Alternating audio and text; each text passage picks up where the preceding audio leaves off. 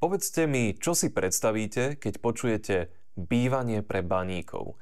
Sú to lacné a holé škatule ako táto?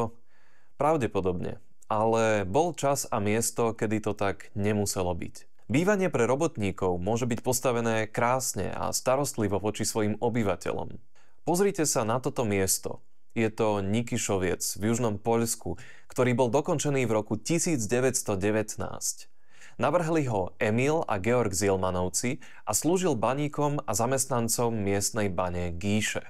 Toto sídlisko sa vyznačuje nízkou tehlovou zástavbou rozdelenou do viacerých blokov s vnútornými dvormi. Má vlastnú nákupnú pasáž, poštu, lekáreň a dokonca aj kostol. Dizajn budov pritom vyjadruje starostlivosť a snahu zlepšiť život ľuďom, ktorí tu žili.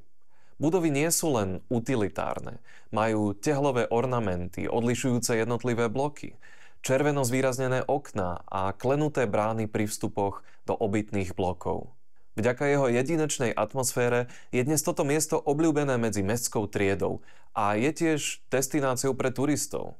Možno je na čase začať venovať aspoň takúto pozornosť návrhu bytoviek, dokonca aj tých, kde bývajú nižšie triedy.